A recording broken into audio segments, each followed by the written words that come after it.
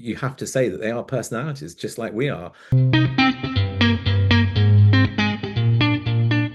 Mark, Vanessa, this is wonderful. Thank you so much for the time. I really do appreciate it.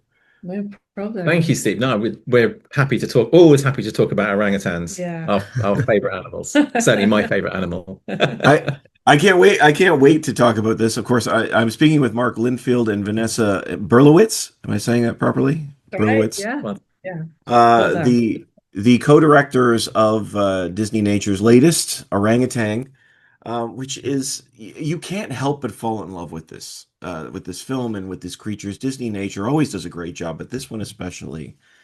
Um, let's talk orangutans. What? Why was this? Why were you so interested to make this the focus of the next film? funnily enough, I had filmed orangutans about 20 years ago when I was starting out, and I absolutely loved them, but didn't really know what I was doing.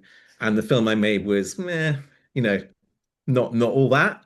And of course, since then we started working with DisneyNature, and after finishing the latest show on, and I thought now's the chance to basically fly the flag for orangutans and say, And do it please properly. can we go back and do this properly because they're such great animals, and we'd love to go back with a proper number of filming days and Disney resources and do what they are hard, but do a hard animal well.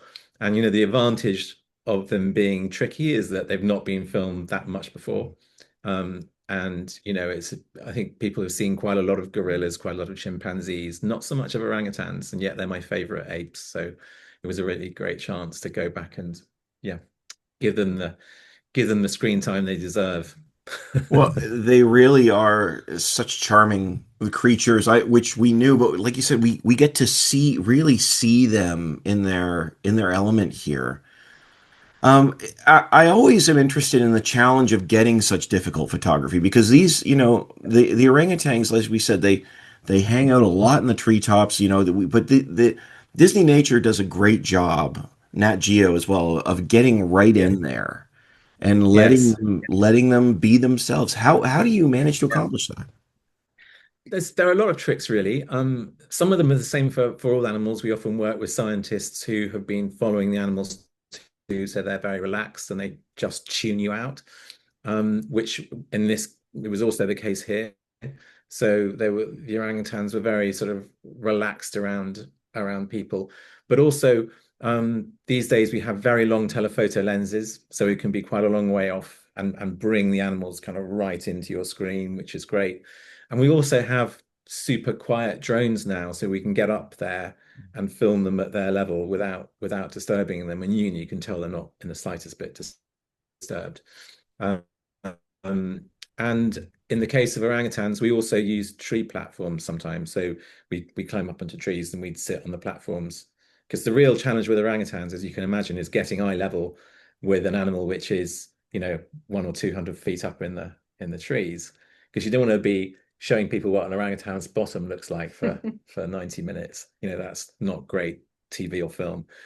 So literally getting on their level, getting eye level with them, so you could be sort of immersed with what they're doing was one of the biggest challenges for this one. But Some of it is also just having the time, which Disney Nature's allow you to do. We had over 600 filming days in the field. And that means that you can spend the time, get close, get their trust, build a relationship yeah, where you're kind of let into the orangutan's world. And I think that's what this film's really achieved. You almost forget that you're up 200 feet in the air. You feel like you're just with them. Um, and that's really what Disney Nature's allow you to do is with all that time. It's brilliant. yeah, exactly. That's staggering. I didn't realize it was you had 600 days. It's amazing when you have 90 minutes to share them, you forget about the incredible amount of Yeah, time it takes to get there. Um, that's right. You do, and Yeah. it's often people sort of go to rainforests expecting them to be dripping with animals because they've watched the latest wildlife show, and they often don't realize that it's sometimes 2 or 3 years of edited highlights in an Yeah, hour. yeah, exactly. And finding the right, so we worked very hard with the scientists to find the right characters. So Inda was exactly the right age to be able to show that, extraordinary. They have the longest childhood in nature. these orangutans. So we wanted to find a young orangutan that was just leaving home, and then we also wanted the mother with the baby at that point. And we worked with the scientists to locate the characters that were going to work for this story, and then follow them. But that takes time, and getting that sort of whole transition to happen in front of your eyes is a few years. Yeah, exactly. And we end up coming away with I think sort of, no, so I'm saying we end up coming away with sort of 500 or 600 hours of material with which to cut, the just over an hour's film, so 70 minutes of film. So it takes almost an hour, probably almost a year to kind of go through it all and just craft it into the show that you've seen. Yeah, absolutely, absolutely. And Vanessa, you used a word there that was interesting. You said characters, Yes. and I love that about DisneyNature. There is something about them where it's not. I mean, this is a true documentary. Absolutely, 100%. But they named them. We name these. We know them. There's this aspect of storytelling which taps into the very soul of what DisneyNature does. And one I think of the it things works I want. particularly well with. So I'm just going to say it works particularly well with great apes actually because they are characters. They are so closely related to us. Very sadly, recently a lady called Jane Goodall died, and she worked with chimpanzees, and she really called out that, come on, guys, these are characters. They are personalities just like us. We can't. They're not just number one. Exactly. They really are. It's not scientifically accurate to sort of you have to say that they are personalities just like we are, and you very much see that with all monkeys and apes, but you particularly see that with these orangutans. You spend any time with them and you realize, Steve, they all have their little quirks, they all have their own little personal tics, they've got their characteristics. They're just like human kids, or they're it's amazing. You really can't help but fall in love with them. But you're right, going back to that point you were making about DisneyNature, we work with the Story Trust, which is an amazing gift to us as wildlife filmmakers to collaborate with these brilliant Disney storytellers.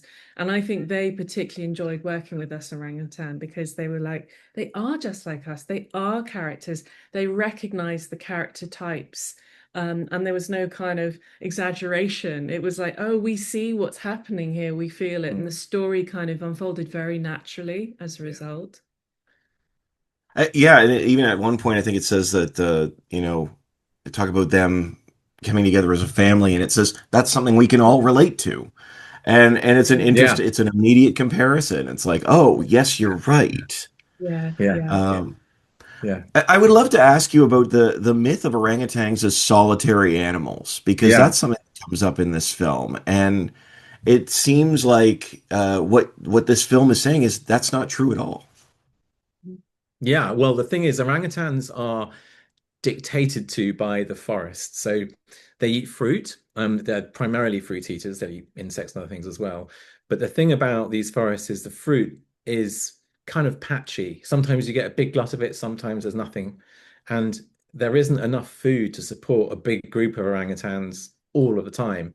So they have to spread out through the forest. So for a lot of their lives, they genuinely are living apart, but they're still keeping tabs on each other. They're still just from a distance. So it's like living in a family that's having to be in different villages. And then as soon as there's enough food in one place, they all get together. And they love it. And then you see their true relationships and their true natures. You see all the connections they have with each other. But a lot of the time, there just isn't enough food for them to be all together, which, must be quite hard.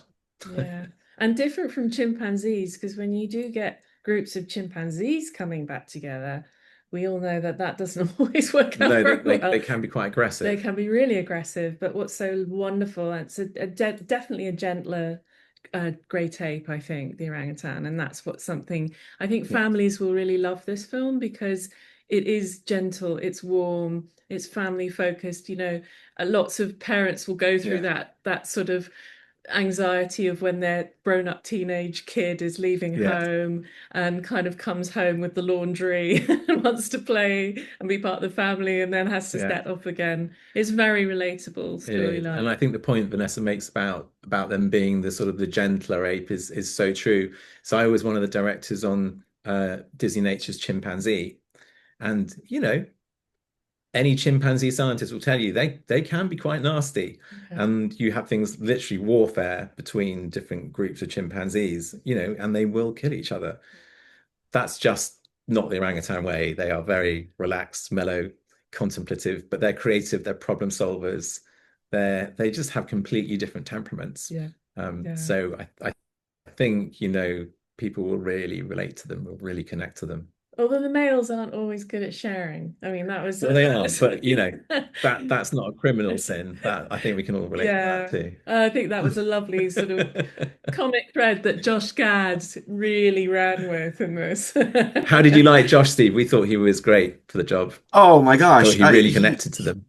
he really does, and he brings such a lightheartedness to the film as well. Like there's Yeah, such a you can see that he's bringing life to them and to these characters and making them lovable. Not that I mean they're yeah, already lovable, but brings he's just such a does a wonderful job. he does, doesn't he? Um, No, we were thrilled with it, and he was so into them as well. He loved them, yeah. and he's a great advocate for nature. We hadn't realized before we worked with him that he really does love his kind of animals and his wildlife. Yeah.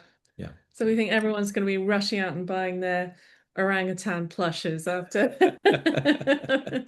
after they watch this film. You know, I would understand why. It's such Yeah. a beautiful film, and it's like I said, it's just you can't help but fall in love with it. Honestly, thank you both for the chance to chat about it. I really do appreciate it. Orangutan is on Disney Plus on on Earth Day, right? April 22nd. Am I right on? Is that yeah, Correct. Yeah, Yeah, that's right. exactly. Yeah, wonderful. please watch it. Yeah, you. Thanks, Steve. Thank Thank you so you. much. Appreciate it. Vanessa and Mark, have a great day.